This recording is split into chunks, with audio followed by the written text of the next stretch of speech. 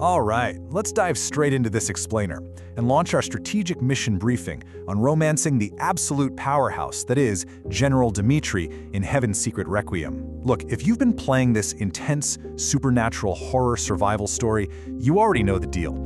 Surviving the monsters is literally only half the battle.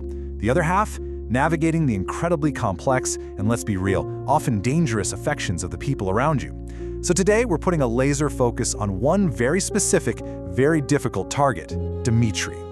Just looking at him here, you get the vibe right away. We're dealing with a stern, deeply driven military man who's essentially trying to navigate the apocalypse from a dark, sophisticated office.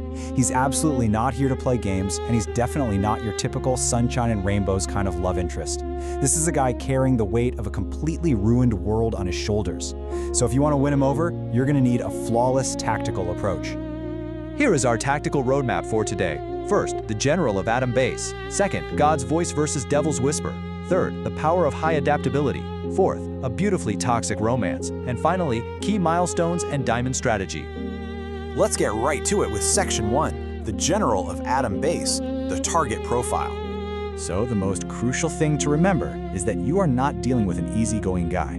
Dmitry is cold, he's avoidant, and he is fiercely protective of his squad in this whole horror survival reality. And think about it from his perspective. When Lane is first brought into Rotkov, she's basically a walking anomaly. I mean, she supposedly died 3 years ago when the Siberia base collapsed.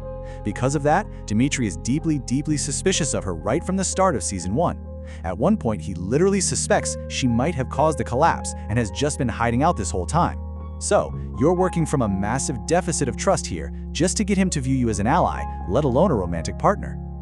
Moving right along to Section 2, God's Voice versus Devil's Whisper, the moral arsenal. Now, you've got a major dilemma as you play. Do you cling to whatever's left of your humanity using the God's Voice stat, relying on compassion and positive feelings?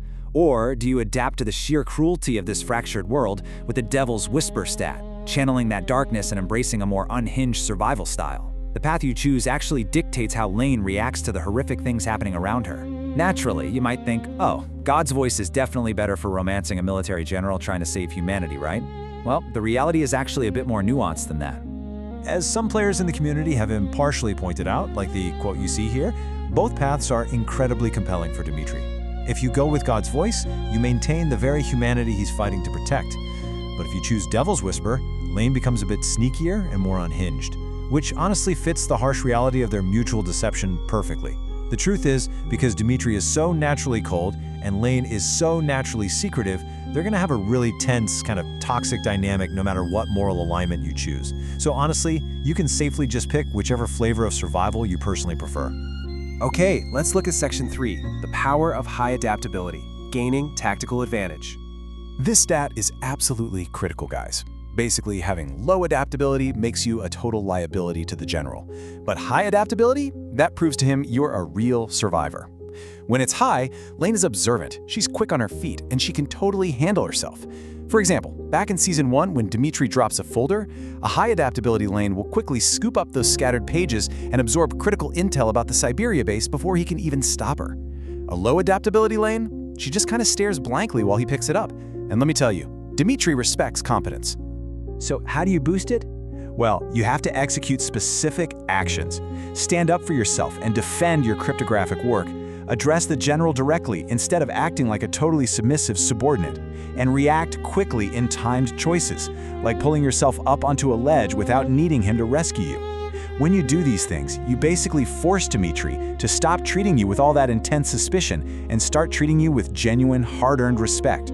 If you hit that high adaptability path, it even unlocks these awesome, unique interactions where he actively shuts down other squad members who try to talk down to you, publicly declaring that you're an equal. Next up is Section 4, a beautifully toxic romance, the engagement. Once you finally have his respect, you start uncovering things like you see right here. Beneath that strict uniform hides some serious vulnerability. The heavy physical scarring across his back is just a testament to the brutal life he's led. This is a romance born from mutual distress that eventually reveals these deep, hidden wounds. You start the series investigating him while he investigates you. But beneath all that paranoia, there is this profound, totally undeniable attraction. It really is a thrilling tug of war. Both characters are deceiving each other, yet they literally cannot stay away from each other. Even the game's text describes this crackling tension. I mean, he watches over you while you sleep and even gives you his personal transponder to make sure you're safe, but then, in the same breath, he'll push you against a wall to interrogate your motives. It's just this intoxicating mix of rigid military discipline and raw, barely contained desire. And finally, Section 5, Key Milestones and Diamond Strategy Execution. All right, let's talk resources. To secure 100% completion on his romance profile, you're going to need to invest heavily, season by season. You're looking at dropping roughly 500 to 550 diamonds per season. Dmitry has some incredibly high cost but incredibly high reward scenes. And remember, you aren't just paying for romantic moments, you're paying for deep lore drops about his past and the wider apocalypse. So if you want that ultimate ending, you absolutely have to be saving up. Hitting these exact narrative milestones is what ensures you break through his icy exterior. It kicks off with a really tense 97 diamond nighttime conversation in Season 1, Episode 2, where choosing to pull away or stay close literally shapes his memory of you. Then, by Season 2, the stakes are raised to risky life or death kisses, and the whole thing culminates in Season 3, Episode 4, with this massive 151 diamond scene where, after so much restraint, the game actually notes that Dmitry has devoured you with his eyes for so long that one night wouldn't be enough. Yeah, it's intense. So we know Dmitry's gonna test your limits, question your motives, and ultimately risk absolutely everything to keep you safe. The only real strategic question you have left to answer when you step into this dark romance is this: will you use your hard-earned survival skills to heal his hidden wounds with the voice of God? Or will you fully embrace the darkness of the apocalypse together through the devil's whisper? That's entirely up to you. Until next time, happy surviving.